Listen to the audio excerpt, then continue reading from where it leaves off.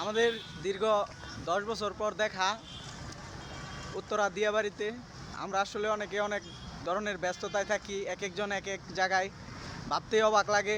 আমরা আগে এক বেঞ্চে বা ব্যাক বেঞ্চার ছিলাম, আপাতত এক একজন এক এক জায়গায় কর্মজীবনে ব্যস্ত আছি। তো সোহাগ, কেমন অনুভূতি হচ্ছে?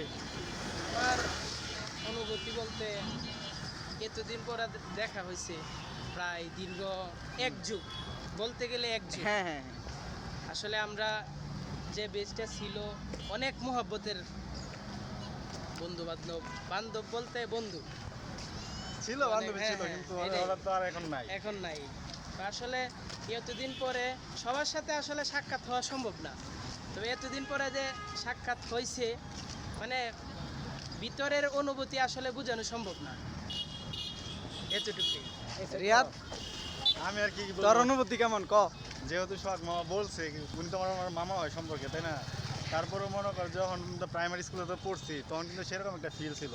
তো আমি এতটুকু বড় হয়েছি, প্রায় তোর সাথে 10 বছর পরে দেখা, তারপরেও মনে করছেন ওই ফিলটাই আমার সাথে লাগে। কারণ কি, আমি যেরকম ছিলাম, মানে আমরা যেরকম ছিলাম, প্রতিদিন ক্লাসে যাওয়া, দুষ্টামি করা, বিস্কুট খাওয়া খাওয়াই, ইটকি খেলা, যা আছে এভরিথিং অল কিছু মনে আছে, ঠিক অনেক আছে? মিস, মনে আছে, মনে আছে আমি যে সুলাইমান রে বিস্কুট করজা দিতাম।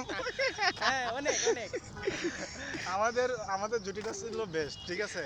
যার কারণে মনে করি দীর্ঘ 10 বছর পরে আমরা একত্রিত হইতেছি। এই জন্য আলহামদুলিল্লাহ আল্লাহর কাছে শুকরিয়া জানাই, কারণ আমাদের তিনজনের এই মন মাইন্ড এক রাখছে। কিন্তু আমাদের বেঞ্চে আরও অনেকে ছিল বেঁচে, তো তার মন মাইন্ড এক না, এটা তাদের দুর্ভাগ্য কিংবা ব্যাড লাক, ঠিক আছে? আসলে বন্ধু তো আমাদের আশেপাশে অনেকেই থাকে, কিন্তু সবাই তো আর বন্ধু হওয়ার যোগ্যতা রাখে না। এটাই কিন্তু আর মানে ছোট খেলা- আর আমাদের তো দেখা যাইতেছে যে ইউনিভার্সিটি বা হাই স্কুল জীবনে চলাফেরা না, আমাদের তো সেই ল্যাংটা কাল থেকে ল্যাংচা চলাফেরা। কথাটাই জায়গায়।